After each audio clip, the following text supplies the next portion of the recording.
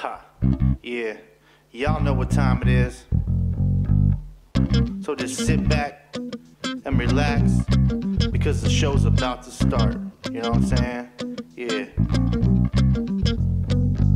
Hello and welcome to Down to Earth Talk. We are a real life talk show for real life people. We are here to encourage, build, and expose the good in the world. This includes people that we talk to, stories that we hear, but we are glad to be here. And I am Chris Cheek. I work for ATAP, All Things Are Possible, and I'm excited to be here. And I have with me Danny. Where you at, man? Hello. Good job, there Chris. He is. Good you job know, wherever you are, that's where you are. And with us is M.Matheson. How are you doing, my friend? Good morning. Good to see you guys. Be with you guys.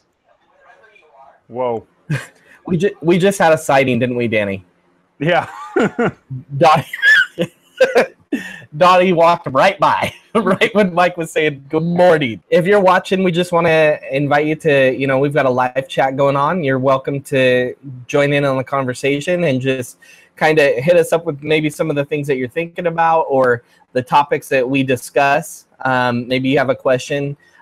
Specifically, maybe you'll have a question for Mike today, as we'll be talking to him a little bit about the creative process. So today we really want to talk on this thought and this idea of life's road points. We want to talk about like how as you're traveling through life, there's always opportunities for you to, kind of like the fork in the road analogy, right? Where you're deciding which way to go. Do I go right? Do I go left? AC/DC wrote the song, right? Should I stay or should I go?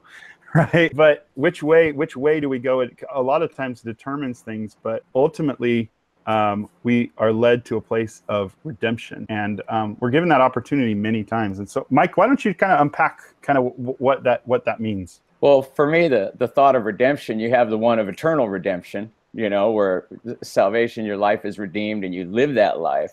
But I believe along our life, there's areas of our life that get redeemed, which means like I can't help thinking it when I was a kid. You guys are probably way too young for it, but my mom and dad collected green stamps. You got them at the store and you filled up a book with them, and then you took them down to a store and you turned them in and got something for them, right? But you were saving up these little things along the way, right? And for me, that's that road to redemption. Certain areas of our life, right? Whether that be a grief point, a hurt point, an arrow in our heart or something, we are led towards redeeming that point and making that worthwhile. The Bible scripture, all things work together for good. It uses all those things along the road, all those spikes, arrows, bombs, and foibles and mistakes and errors and bad decisions, and mixes them all up. And if you follow them the way that you should, or sometimes you just stumble over them, that area of your life becomes alive instead of a hurt anymore, and becomes useful. That's what my first book, called No More Mr. Nice Guy, was written out of this feeling in my life. I came from an outlaw life, a genuine, let's say, outlaw lifestyle where I didn't care about anybody, and I used people, abused people, and it was all about me. Right. And that in violent ways and all that. We won't go into that. Right. And then I became, a follower of Christ, and I had peace and I was calm, and I became this nice, gentle guy. And somewhere along the way, I didn't like that much anymore. I walked with Christ. I walked that road, and I had a grief point inside of me of, I used to just be a take charge guy, move forward, push doors, open doors, and instead now I was too much a yes guy, too easy, too soft. So I always wrote stories, and I started this book about a guy who grew up like that and didn't like his life. And he set out to become not a nice guy. And along the way, so he joins the Marines out of high school, and he becomes kind of a guy that's known for killing people really well and stuff. It's not a war statement in the book at all, but it's literally, he becomes this guy gunner that, people don't even like to be, they're nervous around him, but they always put him on point because he just likes to fight, right? And he succeeded in that. And along the way, he gets blown up so where he should die. But in a miraculous kind of way, he was saved through that. And he follows this road to where, yeah, he wasn't just a nice guy anymore, but he became a guy that gave his life for others. And that's how he really lived. And that's, in the end, the book. It's kind of Stephen King, C.S. Lewis, Chronicles of Narnia kind of thing. But he found redemption along the way. Even though he was searching for his own idea of redemption, it came another way. So as I wrote that book long before it was published, I got cancer. Mm-hmm. And you guys know about that. And right, I went through this road of that, and that had its own redemptive point within it. And I realized as I picked up the book about a year after I was diagnosed and started to work it out and finish it again, I go, this book predicted. Can I get crazy prophecy on you guys? It predicted my cancer. Because the storyline I had already written happened in my life. Just not on a battlefield. Wow. That's amazing. Wow. And when I was diagnosed, I thought I just had it made up in my mind. I thought I knew God's mind. I'm going to die. I'm fine with that. I'm cool. I know what's going to happen, right? I'm going to die, until God got a hold of me and said, wait, you want to live, don't you? Oh, yeah, I do. I do want to live. Yes, I do. Sounds like a cartoon. I don't know.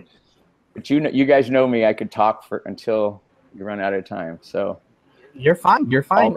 There. So have you noticed that, like, in your writing style, Mike, of really kind of putting yourself in there?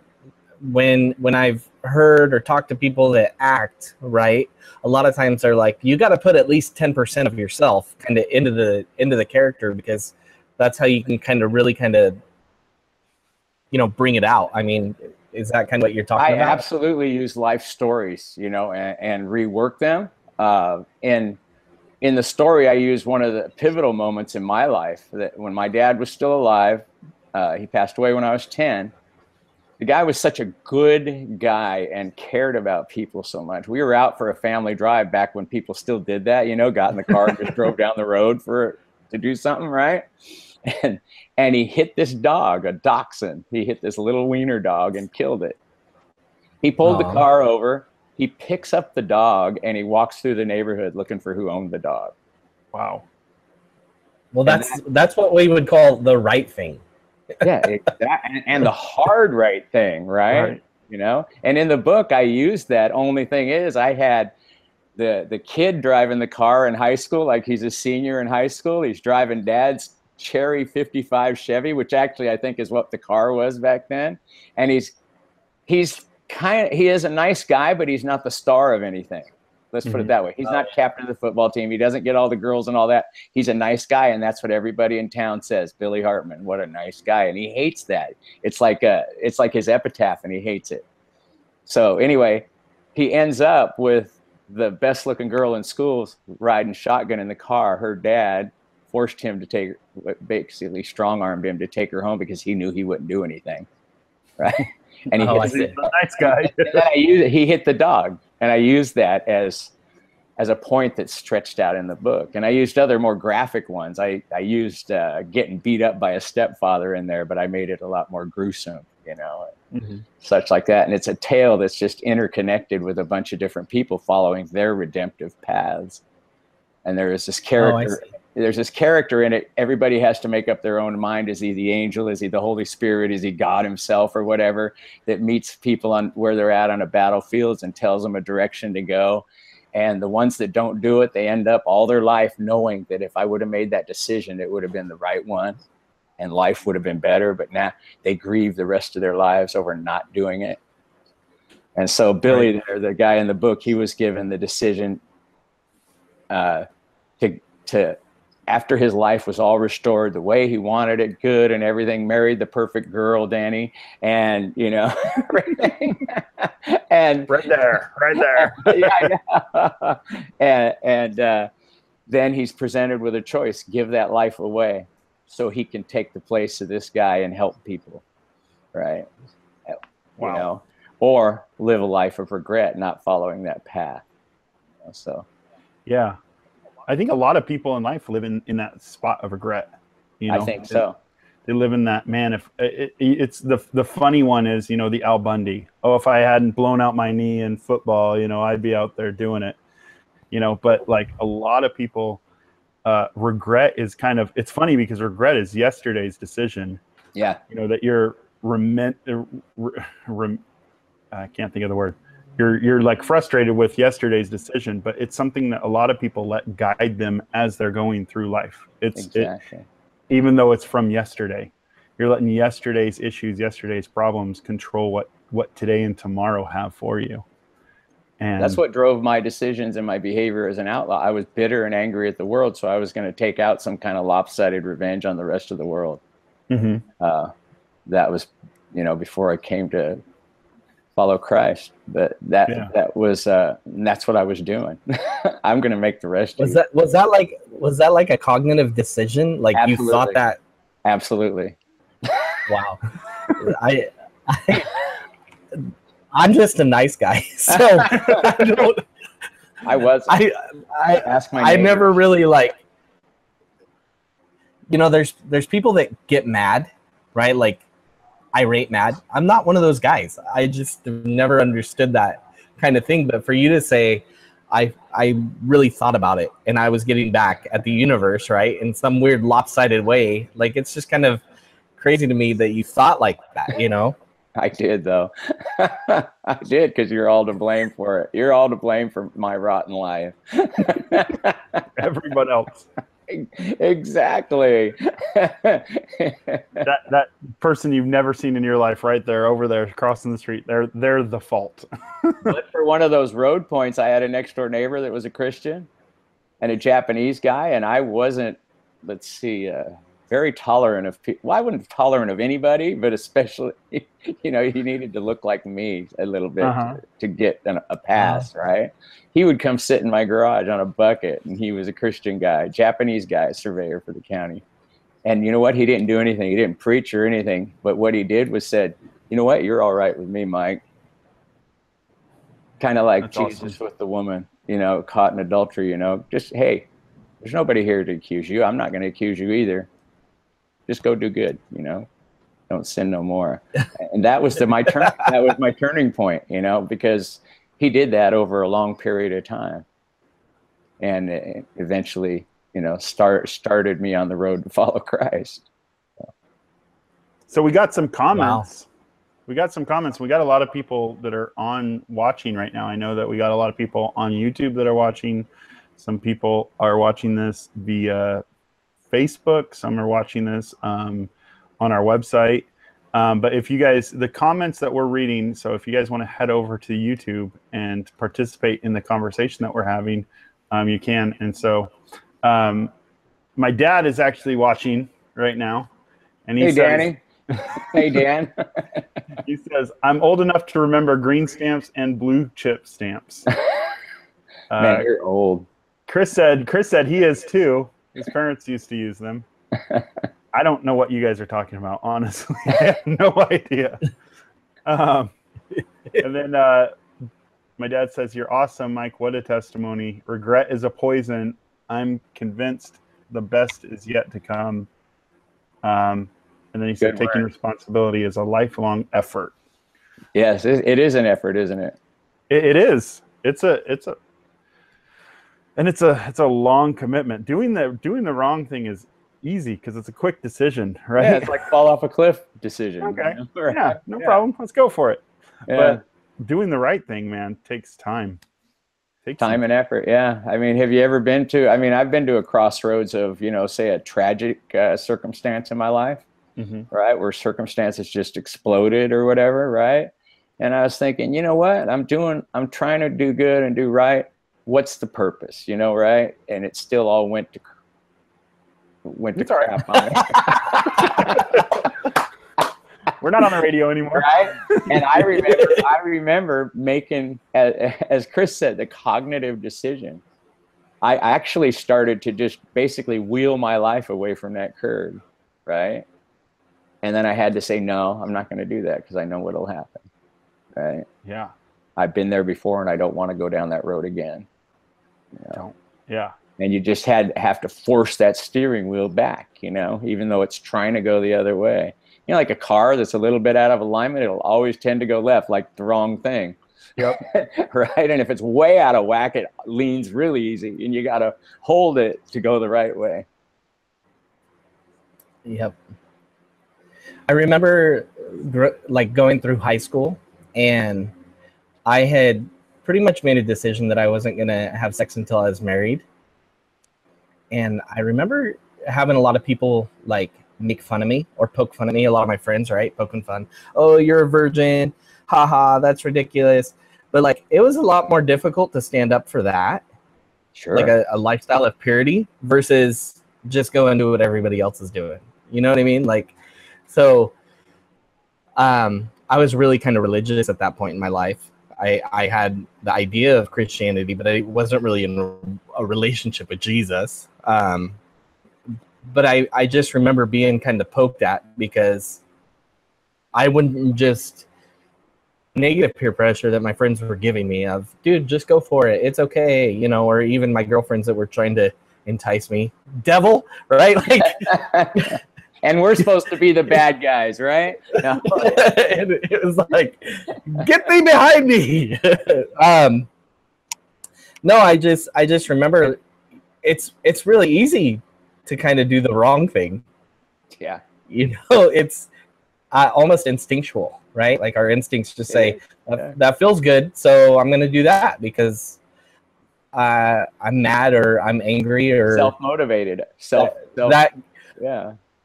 That's pleasurable, right? Like, yeah. I find pleasure in doing that. This is all about we know a lot of people that, you know, drugs and alcohol and different things that will alter their state because I got to escape what I'm going through right now. You know? Yeah. So it is much easier. I escaped for like 23 years. Yeah. down, right? Yeah.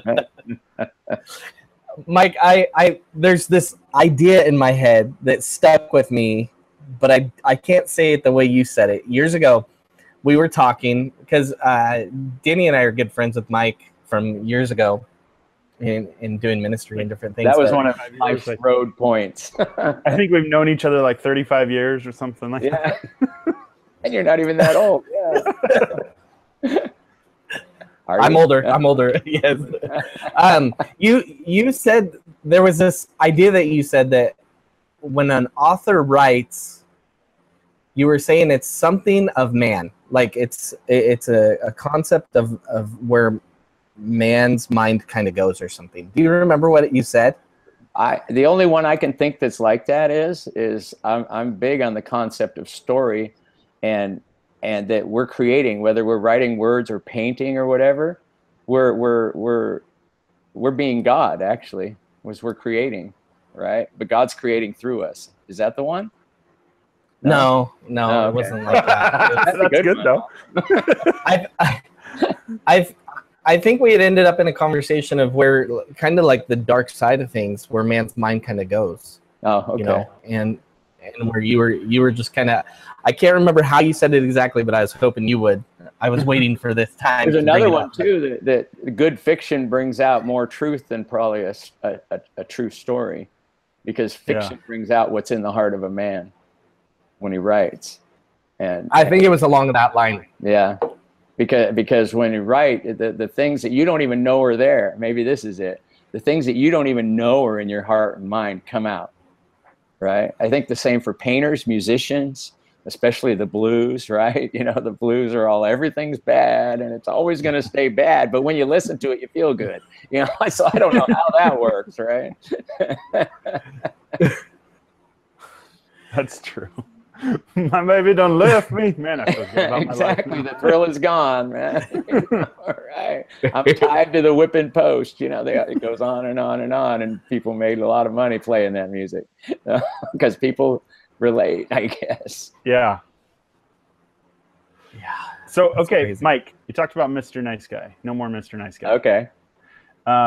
You have another book out that came out about a year ago called Flatline.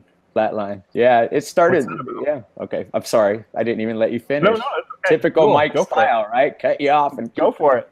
Yeah, dog on a sock. Anyway, Flatline is a lot more, what do I want to say? Where No More Mr. Guy might be PG-13, Flatline's more R-rated, let's say.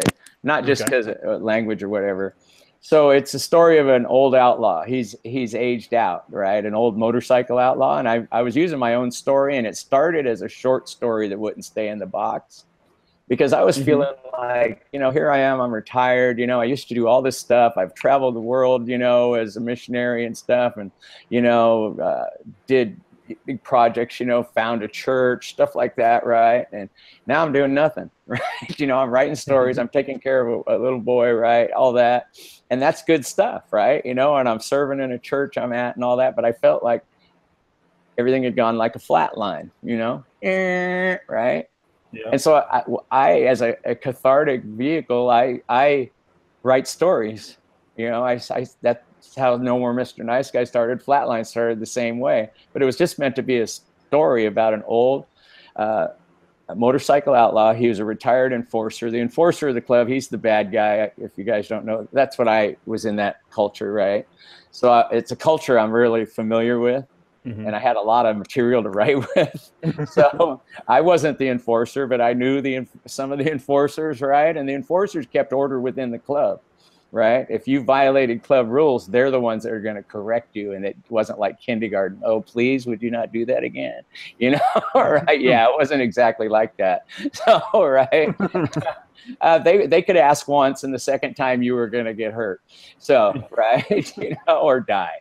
Right. And they also were the guys that like in a hockey game. Right. What don't they call that guy the enforcer? Yeah. Right. I'm not too much of a sports fan, but the guy's the enforcer. That guy's causing us a problem. Go fix it. Right. On the other team. Yep. That's what the enforcer does. Right. So he's retired from this lifestyle and he's writing books. Right. And he feels like life's left him. Right. It's like he's living alone in Oak Park with his dog, and stuff like that. And he goes to the park and he gets jumped by a band of thugs, which in his old life, he would have left them stacked like, Right. There would have been a lot of yellow police tape and he would have been back at home drinking a beer, right? Right. So if you get my drift. But they left him laying down unconscious, and he wakes up and meets this other retired outlaw, and he's on this journey. He's already found himself in a church, like an all-black church, right? And he's a white guy, motorcycle gang guy, but they accepted him, and that changed his life. And within that scope, he started using his outlaw skills to help people, like the slumlord kicking out the single mom. Well, he convinced the slumlord to like let her live there for free into eternity. Right? And he didn't always ask nice, right? He caught bail jumpers and things like that, right? And so he turned those skills for good. But then he ends up caught it's a kind of a crime novel, right? They're strong-armed into a hit, but it goes down into Mexico because he was a mercenary for the cartel. It's a fun book, right? Ends up in Nicaragua where they deliver a whole community from the hands of some kind of drug lord, right? And they end up in Brazil killing the guys that are killing kids, the cops that are killing kids. And that's their redemption. They're taking their old skills and using them for good. So. That's awesome. That sounds like have you seen that movie Gran Torino with Clint Eastwood? Yeah. I imagine that type of guy meets the Expendables. All stories, you know what? Have you ever noticed in your movies and books that they all follow certain themes? There's only a handful of them. Right? There's not a million different ideas for stories and tales. They all follow in some way or another almost a redemptive line. Most tales. We went and saw it, and it followed a line like that, but I wouldn't recommend it to lighter-hearted. Especially if you have a fear of clowns. I just love Stephen King. So Stephen King's a great author. He is. Great author. I mean, he's a guy that can write a story that you can't put down, right? And he's written 50 books that are all like that, right? And they're 5,000 pages long. Yeah. Him and Tolkien and C.S. Lewis are my favorites. How does how does your process work? Like when you sit down to write, and you said a couple times you kind of write a story and then it kind of evolves out of that. But like, what's the process when you decide, okay, this is going to be more than just like a short story? Like what? I didn't decide. I really didn't decide it was going to be more than a short story. It wouldn't stay in the box. I kept trying to keep it a short story. And there was always more to add to that story, and it grew. It got out of control. To me, that they take on a life of their own. The characters almost become real. It's a year or so in the box. I have to go back and look. What was that guy's name? You know, right? Yeah. But when I was doing it, it was like I was in the middle of it, right? And because I use circumstances and places and things from my own life. You know, that's the reason I use Nicaragua. The only place, I'd never been to Brazil, but I'd been all through Mexico, right? You know. A lot of experience with Mexico and stuff, and a lot of experience in the outlaw culture. And I used those things in the story, and that was fun. That I got to admit, that was fun. That was like, I get to do these things, but not hurt anybody, you know? Yeah. Or really do anything wrong, right? And it all to a redemptive end, you know? So, and that's my process. Honestly, I've never had writer's block. I know it's going to kill people that find it hard to maybe create. I could sit down and write a story on the pencil laying on the table. You know, it's like I talk the same way. That's why we're running out of time, and I said almost everything. No, have you seen that movie Stranger Than Fiction? I don't think so. Maybe. Oh, you were just talking about, you said the characters come alive to you. And this movie, it's a great movie. It's Will Ferrell. It's kind of a not comedy. I have now that where the author is going to kill him. Yeah. He all of a sudden hears it and he's like, no, don't kill me. My life is worthwhile. Like, don't kill me, please. Stephen King wrote a book like that too, called The Dark Half. Yeah. Yeah. I think I saw a Twilight Zone on that too. I love the idea though, characters coming alive to you. It's that creative process, you know, that whether it's painting, music, we're creating something and we're joined with God. I'm a firm believer in this. Even people that maybe not know God, say as we know him or something, right? And they're very creative. God's pouring himself through them and filtering it through their hearts and minds.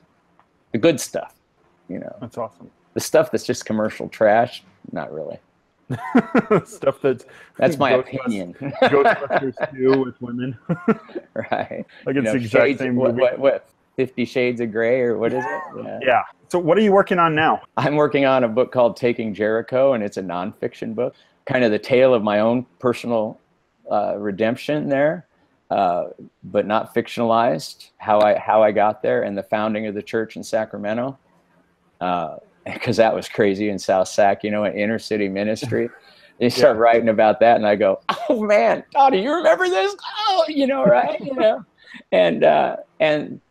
But it's called Taking Jericho because even though the church never grew really large or anything, I consider it a win. Not my win, God's win, but a win in my life. You know, where sometimes we could feel like we've not done anything or not accomplished anything or not a failure, right? Me, I look at that and I go, the church is still there. It's still ministering to the least of these. It's really its mission in life. You learned that when you came there, right? It's that journey of that church. And it's called Taking Jericho. It's climbing the mountain of impossible odds against you to do something with your life. That's awesome. All right, guys. Well, we are running out of time. I want to thank everyone that was in the live chat. I want to thank you guys. Dad. Thank you, Nimi. You were in there. Steven was in there. BB. I don't know who you are. I have a feeling it's somebody I know that's trying to make fun of my receding hairline that I got going on there. I don't know. But maybe it's somebody I don't know. Maybe it's just a troll. Who knows? I didn't block you on purpose. But we are here every week. Every Thursday at 11 o'clock, we do our live show. So we encourage you to participate in the live chat. Any last words you guys want to say? M.Matheson Books. M.MathesonBooks.com. Oh, and I'm also working on a print version of Flatline, because now it's just ebooks through Amazon, Kindle. You can get them at all the major online. I could totally see that a movie. Oh, thank you for having me, guys. Yeah, it was good. You really, I felt it was my, what do you say? It's a good, man. Thank you. Awesome. We'll see you all next week.